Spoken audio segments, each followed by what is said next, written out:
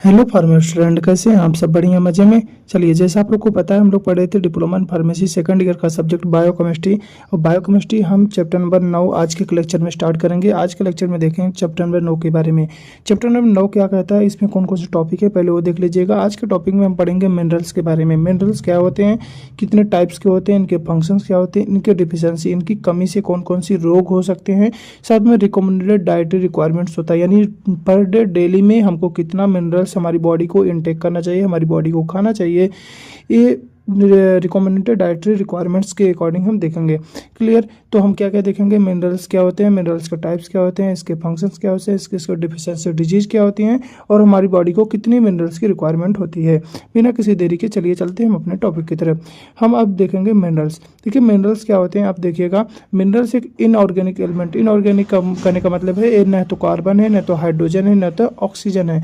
यानी करें organic substance नहीं है। ऑर्गेनिक सब्सटेंस वे सब्सटेंस होते हैं जिसमें कार्बन, हाइड्रोजन, ऑक्सीजन एक फिक्स्ड रेशियो में पाए जाते हों, उन्हें हम ऑर्गेनिक सब्सटेंस कहते हैं। लेकिन मिनरल्स क्या होते हैं, इनऑर्गेनिक सब्सटेंस होते हैं, यानी कोई क्या क्या तत्व है, एलिमेंट है, जो शरीर की वृद्धि के लिए, हमारे शरीर की ग्रोथ के लिए, विकास के लिए, सामान्य शारीरिक क्रियाओं के लिए, यानी नॉर्मल फिजियोलॉजिकल फंक्शन के लिए ये आवश्यक होते हैं। कहने का मतलब है हमारी शरीर की क्या करेंगे, वृद्धि कराएंगे, हमारे शरीर का विकास करवाएंगे और हमारे शरीर की नॉर्मल फिजियोलॉजिकल फंक्शन को परफॉर्म करने में मदद करेंगे।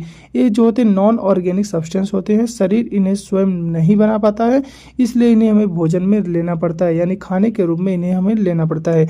मिनरल शरीर के कुल भार का लगभग 4 से 5% भाग बनाते हैं, यानी हमारी बॉडी में जितनी भी हमारी बॉडी की वेट होगी उसकी 4 से 5% भाग क्या होते हैं, हमारी बॉडी में मिनरल्स होते हैं। इसका सिंपल अर्थ क्या होता है, मिनरल्स वह तत्व है जो शरीर की क्या करती है, संरचना बनाती है, यानी स्ट्रक्चर में भाग लेती है।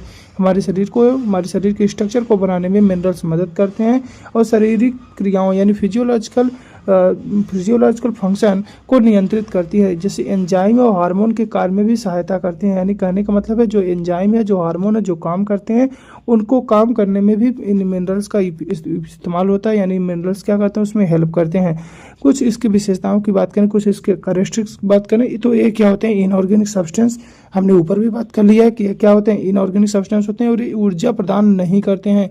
हमने वो पिछले क्लास में पढ़ा था कि कार्बोहाइड्रेट, लिपिड, फैट, ये सब क्या करते थे, हमारी बॉडी को ऊर्जा प्रदान कर देते हैं। लेकिन जो मिनरल्स होते हैं क्या होते हैं, माइक्रो एलिमेंट होते हैं, माइक्रो मॉलिक्यूल होते हैं, जो कि क्या करते हैं, ऊर्जा को प्रदान नहीं करते हैं, शरीर में बहुत कम मात्रा में उपस्थित होते हैं। हमने बताया था क्या है, माइक्रो मॉलिक्यूल होते हैं, यानी शरीर में बहुत कम मात्रा में उपस्थित होते हैं, फिर भी जीवन के लिए अत्यंत आवश्यक होते हैं। हमारी बॉडी को परफॉर्म करने, हमारी बॉडी की शारीरिक क्रियाओं यानी फिजियोलॉजिकल फंक्शन परफॉर्म करने के लिए इन मिनरल्स का होना बहुत जरूरी है। क्लियर? आगे ये ऊतक, टिश्यू या रक्त हड्डियों में पाए जाते हैं। कहाँ पाए जाते हैं, हमारे टिश्यू में, हमारी रक्त में, हमारी ब्लड में, हमारी बोन में, हमारी हड्डियों में पाए जाते हैं। हम इसकी फंक्शन की बात करें, मिनरल्स के फंक्शन क्या होते हैं, तो मिनरल शरीर की अनेक महत्वपूर्ण क्रियाओं यानी फिजियोलॉजिकल फंक्शन के लिए अत्यंत क्या होते हैं, आवश्यक होते हैं। नीचे दिए गए प्रत्येक फंक्शन को क्रम से समझाया गया है। जैसे ट्रांसपोर्ट ऑफ ऑक्सीजन की ट्रांसपोर्ट के लिए मिनरल्स का इस्तेमाल किया जाता है। मिनरल्स की बात करें तो इसमें क्या होता है, आयरन। इसमें कौन सा मिनरल्स काम कर रहा है, आयरन। हम सब जानते हैं आयरन क्या करता है, हीमोग्लोबिन का मुख्य घटक होता है, मुख्य पार्ट होता है। और हीमोग्लोबिन जो कि आरबीसी में पाया जाता है, यह फेफड़ों से ऑक्सीजन को ग्रहण करता है और शरीर के विभिन्न टिश्यू तक ऑक्सीजन को पहुंचाता है। देखिए, जो इसमें इन मिनरल्स काम क्या कर रहा है, इसमें कौन सा मिनरल्स है, इसमें आयरन पाया जा रहा है। आयरन क्या कर रहा है, हीमोग्लोबिन का एक पार्ट होता है, जो कि हीमोग्लोबिन कहाँ पाया जाता है, आरबीसी में।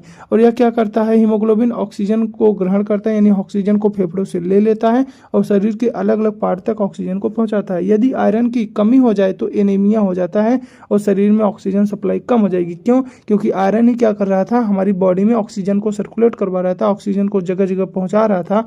अगर हमारी बॉडी में आयरन की कमी हो जाएगी तो क्या हो जाएगी, ब्लड की कमी हो जाएगी। ब्लड की कमी हो गई मतलब एनीमिया हो गया, और एनीमिया की हो जाने से ऑक्सीजन की सप्लाई भी क्या हो जाएगी, कम हो जाएगी। क्लियर? आगे बात करेंगे maintenance of tissue and bone. हमारी बोन और टिश्यू को मेंटेन करने के लिए भी एक मिनरल्स काम करता है। उस मिनरल्स का नाम है कैल्शियम। हम सब नाम सुने हैं। कैल्शियम क्या करता है, हमारी हड्डियों, दांतों का मुख्य मिनरल्स होता है। होता है। यह बोन को मजबूत करता है, टीथ को यानी में दांत को कठोर बनाता है और कनेक्टिव टिश्यू के निर्माण के लिए भाग लेता है। यानी कैल्शियम की कमी से कौन सा रोग होता है दोस्तों? ऑस्टियोपोरोसिस होता है। यानी कम जो हड्डियां होती है क्या हो जाती है? कमजोर हो जाते हैं, फ्रेगाइल इन नेचर हो जाती हैं। यानी अगर थोड़ा सा भी उनको ट्विस्ट किया जाए, थोड़ा सा उनको भी मोड़ा जाए तो क्या हो सकती है? ब्रेक हो सकती हैं। क्लियर। आगे इसके फंक्शन की बात करें तो working of nervous tissue, nervous tissue के रूप में भी मिनरल्स काम करते हैं। जैसे इसमें कौन सा मिनरल्स है दोस्तों? कैल्शियम। कैल्शियम क्या करता है? नर्व इम्पल्स ट्रांसमिशन में भी आवश्यक होता है, यानी नर्व एंडिंग में न्यूरो ट्रांसमीटर रिलीज करने में मदद करते हैं। हम सब जब पढ़े होंगे नर्वस फंक्शन पढ़ते हैं तो वहाँ पे पढ़ते हैं तो कैल्शियम क्या करते हैं? इन न्यूरो ट्रांसमीटर के जो पाउच होते हैं जिसको सिनेप्टिक क्लेफ्ट कहते हैं, उस सिनेप्टिक क्लेफ्ट में क्या करते हैं? कैल्शियम पाए जाते हैं, जो कि क्या करते हैं? इस न्यूरो ट्रांसमीटर को रिलीज कराते हैं। नर्व सिग्नल को एक सेल से दूसरे सेल तक पहुंचाने में मदद करते हैं। यानी इसकी कमी से नर्व इरिटेबिलिटी बढ़ सकती है, यानी जो नर्व जो अच्छे से काम कर रहे थे अब वो क्या अच्छे से काम नहीं कर पाएंगे। तो इसमें कौन सा मिनरल्स काम आया? कैल्शियम। आगे बात करेंगे मसल्स कंट्रक्शन। मसल्स कंट्रक्शन में भी मिनरल्स काम आते हैं, जैसे दोस्तों कैल्शियम। कैल्शियम मसल्स कंट्रक्शन के लिए भी कैल्शियम आवश्यक होता है, यानी जब नर्व सिग्नल आता है तो कैल्शियम क्या करते हैं? मसल सेल्स में प्रवेश कर जाती हैं और मसल्स में प्रवेश करने से मसल फाइबर्स क्या करते हैं? कंट्रैक्ट करते हैं, यानी जो हमारी मसल्स है वो क्या होती हैं? कंट्रैक्ट होती हैं। अब कैल्शियम की कमी से मसल क्रैम्प्स हो सकते हैं। क्या हो सकते हैं? मसल्स में जकड़न हो सकती है, ऐठन हो सकती है। आगे बात करेंगे दोस्तों ब्लड कोगुलेशन में भी यूज होता है मिनरल्स का। तो ब्लड कोगुलेशन में भी जिस मिनरल का यूज होता है वो क्या है? Calcium. Again calcium blood clotting process में एक आवश्यक फैक्टर होता है। या शरीर में कैल्शियम की कमी से ब्लड क्लॉटिंग प्रभावित हो सकती है, यानी हमारी बॉडी में अगर कैल्शियम की कमी होगी तो ब्लड क्लॉट नहीं हो पाएगा, ब्लीडिंग टाइम बढ़ जाएगा, यानी ब्लड को क्लॉट होने में लंबा समय लगेगा। इसलिए इसे कभी कभी क्लॉटिंग फैक्टर 4 के भी नाम से जाना जाता है। क्लियर। आगे दोस्तों बात करेंगे कार्डियक एक्टिविटी। कार्डियक एक्टिविटी में भी एक मिनरल्स काम करता है, जिस मिनरल्स का नाम है पोटेशियम। पोटेशियम क्या करता है? हार्ट मसल की नॉर्मल फंक्शनिंग के लिए आवश्यक होता है। यह हार्ट रिदम को मेंटेन करता है, हमारी हार्ट बीट को क्या करता है? मेंटेन करता है। कार्डियक मसल कंस्ट्रक्शन को भी नियंत्रित करता है, जिससे कार्डियक मसल्स कितने कंट्रैक्ट करेंगे, कितने रिलैक्स करेंगे, उसको भी ये कंट्रोल करता है। असंतुलित होने पर यानी अगर कैल्शियम आयन की जो नॉर्मल रेंज है वो क्या होगा? डिस्टर्ब हो जाएगा, तो उसमें क्या होता है? एरिथमिया देखने को मिल सकता है, जो कि एक बीमारी है। आगे बात करेंगे दोस्तों एसिड बेस बैलेंस के लिए फिर काम होता है, यानी एसिड बेस बैलेंस यानी अम्ल क्षार बैलेंस के लिए भी कौन सा मिनरल्स काम आता है? जैसे दोस्तों है सोडियम। सोडियम क्या करता है? इनको बैलेंस करता है, यानी शरीर के पीएच को बैलेंस बनाए रखने के लिए आवश्यक होता है। यह ब्लड और एक्स्ट्रासेलुलर फ्लूइड का एसिड बेस बैलेंस नियंत्रित करता है। बफर सिस्टम का हिस्सा होता है। बफर सिस्टम क्या होते हैं दोस्तों बता दें, जिसमें थोड़े से अमाउंट में भी एसिड या बेस को ऐड किया जाए लेकिन फिर भी वो अपनी क्या हो? पीएच को चेंज ना होने दें, ऐसे सिस्टम को हम कहते हैं बफर सिस्टम। और जो इसमें सोडियम आयन है क्या करता है? बफर सिस्टम की तरफ काम करता है। असंतुलित बिगड़ने पर अगर सोडियम आयन की अगर कंसंट्रेशन यानी सोडियम आयन की अगर प्रेजेंसी क्या हो? बिगड़ जाए, यानी खराब हो जाए, डिस्टर्ब हो जाए, तो मेटाबॉलिक डिस्टर्बेंस हो सकता है। एक बीमारी है जो देखने को मिलेगा। आगे बात करेंगे दोस्तों तो थायराइड हार्मोन की सिंथेसिस में भी इन मिनरल्स का इस्तेमाल किया जाता है। कौन से मिनरल्स हैं? तो मिनरल्स का हमारे नाम है आयोडीन। थायराइड हार्मोन जैसे T3 होता है और T4 होता है के निर्माण के लिए क्या होते हैं? आवश्यक होते हैं। यानी आयोडीन क्या करते हैं? हमारी बॉडी में T3 या T4 जो थायराइड हार्मोन्स है, थायराइड ग्लैंड से इसे प्रोड्यूस करने में मदद करते हैं।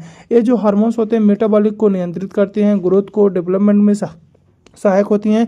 और इनकी कमी से दोस्तों ग्वाइटर रोग होता है। ग्वाइटर का मतलब हम सबको पता है घेघा रोग होता है, जो कि गले के पास एब्डोमिनल क्या होता है? सूजन होता है, सॉरी गले के पास एबनॉर्मल क्या हो जाता है? सूजन हो जाता है। क्लियर। आगे बात करेंगे दोस्तों तो कौन सा फंक्शन है? तो फॉर्मेशन ऑफ स्पर्म। स्पर्म की फॉर्मेशन के लिए भी मिनरल्स की जरूरत होती है। उस मिनरल्स का नाम है दोस्तों जिंक। जिंक क्या होता है? मेल रिप्रोडक्टिव हेल्थ के लिए अत्यंत आवश्यक होता है। यह स्पर्म फॉर्मेशन में भी भाग लेता है। टेस्टोस्टेरोन हार्मोन की क्रिया में भी सहायक करता है, यानी जो हमारी बॉडी में टेस्टोस्टेरोन जो हार्मोन जो बनती है उसके कार्य करने की क्रिया में भी ये क्या करता है? जिंक सहायक होता है। और इसकी कमी से दोस्तों फर्टिलिटी प्रभावित हो सकती है, यानी इसकी कमी से फर्टिलिटी क्या हो जाएगी? डिस्टर्ब हो जाएगी। आगे बात करेंगे दोस्तों इसके फंक्शन के, तो इसमें है maintenance of osmotic pressure of blood, यानी कह रहे हैं ऑस्मेटिक प्रेशर को ब्लड के ऑस्मेटिक प्रेशर को भी मेंटेनेंस करने के लिए कुछ मिनरल्स की आवश्यक होती है, जिसमें सोडियम होता है, पोटेशियम होते हैं, क्लोराइड होते हैं। ये सभी मिलकर क्या करते हैं? ब्लड का ऑस्मेटिक प्रेशर मेंटेन करते हैं, फ्लूइड बैलेंस बनाते हैं और सेल्स के अंदर और बाहर पानी का संतुलन बनाए रखने के लिए इन मिनरल्स की आवश्यक होती है। असंतुलित होने पर डिहाइड्रेशन या इडिमा का मतलब होता है दोस्तों सूजन जैसी समस्याएं हो सकती हैं। अगर इनका असंतुलित हो गया तो डिहाइड्रेशन हो गया यानी पानी की कमी हो सकती है, या इडमा या सूजन जैसी समस्या देखने को मिल सकती है। आगे बात करेंगे दोस्तों टाइप्स ऑफ मिनरल्स की। मिनरल्स कितने टाइप्स के होते हैं? देखिए मिनरल्स मेनली शरीर में दो टाइप्स के होते हैं, दो भागों में डिवाइड किया गया। पहला है मेजर मिनरल, दूसरा ट्रेस मिनरल्स। नाम से क्लियर है, मेजर का मतलब है जो अधिक मात्रा में पाए जाते हैं, ट्रेस का मतलब होता है जो बहुत कम मात्रा में यानी ट्रेस अमाउंट में बहुत थोड़े से अमाउंट में पाए जाते हों।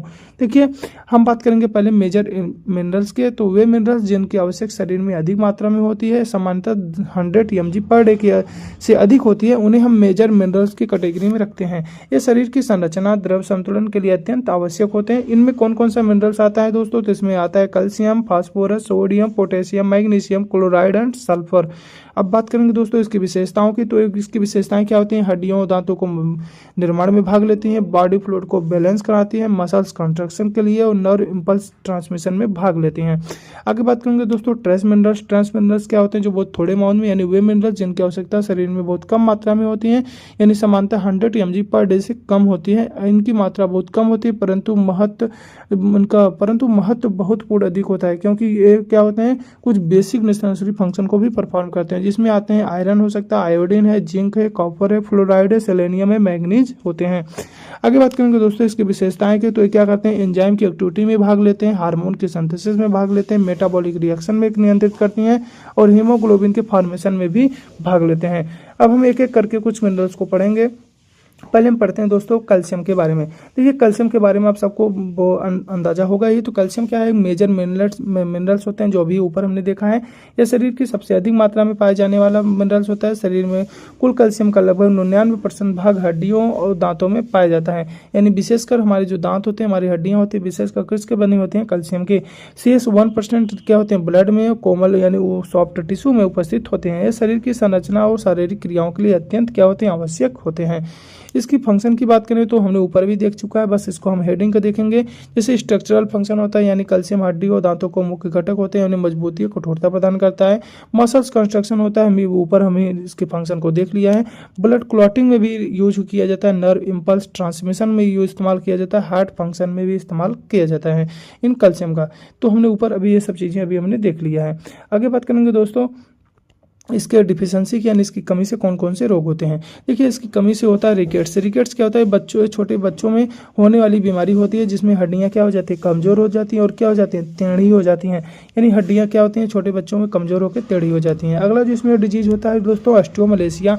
ऑस्टियोमलेशिया ये वयस्क में होता है यानी जवानों में होता है। इसमें हड्डियां क्या होती हैं? मुलायम और कमजोर हो जाती हैं। अगला है दोस्तों ऑस्टियोपोरोसिस। इसमें हड्डियां पतली और भुरभुरी हो जाती हैं, फ्रैक्चर का खतरा बढ़ जाता है। हमने ऊपर भी बताया था, थोड़ा सा भी इधर उधर करने पर जो हड्डी हो जाती है क्या हो जाती है? फ्रैक्चर हो जाती है, टूट जाती है। अगला दोस्तों मसल्स क्रैम्प्स, यानी कैल्शियम की कमी से मांसपेशियों में ऐंठन यानी क्रैम्प्स जैसी समस्याएं हो सकती हैं। रिकमेंडेड की बात करें, डाइटरी रिक्वायरमेंट कितनी होनी चाहिए? तो 500 mg पर डे पर डेली अडल्ट। अगर एक हेल्दी पर्सन है तो उसे कम से कम 500 mg डेली कैल्शियम इंटेक करना चाहिए, डेली कैल्शियम खाना चाहिए। अगर प्रेग्नेंट वुमेन है तो उसे 1.5 से 1 ग्राम क्या होना चाहिए? पर डे डेली उसे खाना चाहिए। देखो 500 मिलीग्राम है, 500 मिलीग्राम है, मतलब 500 मिलीग्राम कम होता है। तो अडल्ट मैन है तो उसे 500 मिलीग्राम खाना चाहिए। अगर प्रेग्नेंट वुमेन है तो उसे कुछ ज़्यादा खाना पड़ेगा, यानी 1.5 से 1 ग्राम के अप्रॉक्स खाना पड़ेगा। आगे बात करेंगे दोस्तों फास्फोरस की। तो फास्फोरस एक मेजर मिनरल्स है, यानी हड्डियों में कैल्शियम के बाद दूसरा सबसे अधिक पाए जाने वाला मिनरल्स होता है। शरीर में लगभग 85% फास्फोरस हड्डियों दांतों में पाया जाता है। शेष भाग रक्त कोशिकाओं में उपस्थित होते हैं। यह मुख्य रूप से energy production and cellular function के लिए आवश्यक होते हैं। फंक्शन की बात करें तो वही ऊपर वाला फंक्शन आएगा, यानी स्ट्रक्चरल फंक्शन होता है, यानी फास्फोरस कैल्शियम के साथ मिलकर हड्डियों दांतों को मजबूती प्रदान करता है और कैल्शियम फास्फेट के रूप में उपस्थित रहता है। आगे बात करेंगे एनर्जी प्रोडक्शन में, यानी हम सब जानते हैं फास्फोरस क्या करता है? एटीपी का फॉर्म होता है, यानी एटीपी में होता है एडिनोसिन ट्राइफॉस्फेट। फास्फेट जो आता है यहाँ से क्या होता है? फास्फोरस होता है। जो एटीपी शरीर की मुख्य ऊर्जा यानी ऊर्जा क्या होती है? एनर्जी करेंसी होती है। बिना फास्फोरस की ऊर्जा का निर्माण संभव नहीं है। क्यों? क्योंकि एटीपी बनने के लिए उसमें फास्फोरस की आवश्यकता होगी। आगे बात करेंगे सेल मेम्ब्रेन के फॉर्मेशन के लिए भी, यानी फास्फोरस फास्फोलिपिड का भाग होता है। हम सब जानते हैं फास्फोलिपिड, फास्फो जो वर्ड आ रहा है कहाँ से आ रहा है? फास्फोरस से आ रहा है। तो सेल मेम्ब्रेन के निर्माण के लिए भी इस्तेमाल होता है। एसिड बेस बैलेंस में भी फास्फोरस शरीर की एसिड बेस बैलेंस बनाए रखने में भी मदद करते हैं। जेनेटिक मटेरियल के फॉर्मेशन में भी मदद करते हैं। जैसे डीएनए डीऑक्सी राइबोन्यूक्लिक एसिड और आरएनए राइबोन्यूक्लिक एसिड के महत्वपूर्ण घटक होते हैं, इसलिए इनकी कोशिकाओं के विभाजन में क्या होते हैं इनकी, इसलिए यह कोशिका विभाजन में अत्यंत आवश्यक होते हैं, यानी फास्फोरस की जरूरत पड़ती है। आगे बात करेंगे डिफिशियंसी यानी इसकी कमी से कौन कौन से रोग हो सकते हैं। तो इसमें वीक बोन यानी हमारी हड्डियां क्या हो जाएंगी, कमजोर हो जाएंगी। साथ में रिकेट्स या ऑस्टियोमलेसिया जैसी समस्या होंगी। मसल्स वीकनेस हो सकते हैं। फैटिग मतलब होता है थकान, अगर एनर्जी प्रोडक्शन कम होगा तो उसके कारण क्या होगी, थकान महसूस होगी। अब बात करेंगे दोस्तों डेली रिक्वायरमेंट यानी पर डे कितनी कैल्शियम की उपस्थिति होनी चाहिए हमारी बॉडी में। तो 500 से लेकर 700 मिलीग्राम पर डे यह मात्रा स्वस्थ व्यक्ति के लिए पर्याप्त मानी जाती है। यानी पर डे किसी व्यक्ति को 500 से लेकर 700 मिलीग्राम पर डे फास्फोरस को इंटेक करना चाहिए। आगे बात करेंगे दोस्तों सोडियम। सोडियम क्या होता है, ये भी क्या मिनरल मेजर है, यानी मेजर मिनरल्स होता है। यह शरीर की एक्स्ट्रासेलुलर फ्लूइड का मुख्य घटक होता है। यह मुख्य रूप से शरीर के द्रव संतुलन, रक्तचाप और तंत्रिका कार्य के लिए यानी हमारे नर्वस सिस्टम के कार्य के लिए अत्यंत आवश्यक होता है। सोडियम सामान्यतः भोजन में सोडियम क्लोराइड के रूप में पाया जाता है, यानी हम जो भोजन खाते हैं, जो नमक खाते हैं सोडियम क्लोराइड, उसमें मेनली क्या होता है, सोडियम पाया जाता है। फंक्शन की बात करें तो दोस्तों इसमें क्या होता है, रेगुलेशन ऑफ फ्लूइड बैलेंस को रेगुलेट करते हैं, यानी सोडियम शरीर की फ्लूइड बैलेंस को नियंत्रित करता है। यह एक्स्ट्रासेलुलर फ्लूइड की मात्रा को बनाए रखता है। या सोडियम संतुलित हो जाए तो शरीर में सूजन या डिहाइड्रेशन समस्याएं हो सकती हैं, यानी करें अगर सोडियम की कमी या वृद्धि हो जाए तो सूजन या डिहाइड्रेशन जैसी समस्याएं हो सकती हैं। मेंटेनेंस ऑफ ब्लड प्रेशर को बनाए रखने के लिए यानी सोडियम क्या करता है, ब्लड प्रेशर को नियंत्रित करता है। अधिक सोडियम से ब्लड प्रेशर बढ़ सकता है। आगे बात करेंगे दोस्तों नर्व इम्पल्स ट्रांसमिशन में इस्तेमाल किया जाता है, यानी सोडियम जो होता है नर्व इम्पल्स ट्रांसमिशन में महत्वपूर्ण भूमिका निभाते हैं। या नर्व सेल मेम्ब्रेन पर इलेक्ट्रिकल सिग्नल के रूप को उत्पन्न करने के लिए इस्तेमाल किए जाते हैं। हम बात करेंगे अब अगला मसल्स कंस्ट्रक्शन में इनका इस्तेमाल होता है। इनका फंक्शन क्या है, अगला मसल कंस्ट्रक्शन, यानी सोडियम मसल्स कंस्ट्रक्शन की प्रक्रिया में सहायक होती हैं, पोटेशियम के साथ मिलकर कार्य करती हैं। एसिड बेस बैलेंस में भी इन सोडियम का इस्तेमाल होता है, यानी सोडियम शरीर की एसिड बेस बैलेंस को बनाए रखने में भी सहायता करती हैं। हम बात करेंगे दोस्तों इस सोडियम की कमी से कौन कौन सी बीमारी होती हैं। तो सोडियम की कमी से हाइपोनेट्रेरिया होती है, यानी क्या होता है, हाइड्रोजन जो सोडियम की कमी हो जाए, यानी इस स्थिति में तब होती है जब रक्त में सोडियम का स्तर क्या हो जाता है, कम हो जाता है। इसके सिम्टम्स क्या क्या देखने को मिल सकते हैं, ब्लड प्रेशर आपका बढ़ जाएगा, नोजिया होगा, कन्फ्यूजन होगा, हेडेक होगा, मसल्स वीकनेस, कमजोर हो जाएंगे। सीवियर केस में सीजर जैसी समस्याएं हो जाएंगी। सीजर का मतलब होता है दोस्तों दौरे आना। डेली रिक्वायरमेंट की बात करें पर डे आपको सोडियम कितनी चाहिए, तो लगभग 2 से लेकर 5 ग्राम पर डे सोडियम क्लोराइड के रूप में हमको लेना चाहिए, यानी लगभग 1000 से लेकर 2000 मिलीग्राम पर डे हमको सोडियम की मात्रा एक स्वस्थ व्यक्ति के लिए माना जाता है। अगला है दोस्तों पोटेशियम। पोटेशियम पढ़ेंगे अपने नेक्स्ट लेक्चर में, तब तक के लिए आप इतना पढ़ते रहिए। और आप तो अगर जहां ना समझ आए हमको बता सकते हैं, हम कोशिश करेंगे आपको और अच्छे वे में समझाने के लिए। तब तक के लिए अगर आपने चैनल को सब्सक्राइब नहीं किया तो चैनल को सब्सक्राइब करिएगा, अपने दोस्तों के साथ जरूर शेयर करिएगा। ठीक है, पढ़ते रहिए, बाय बाय।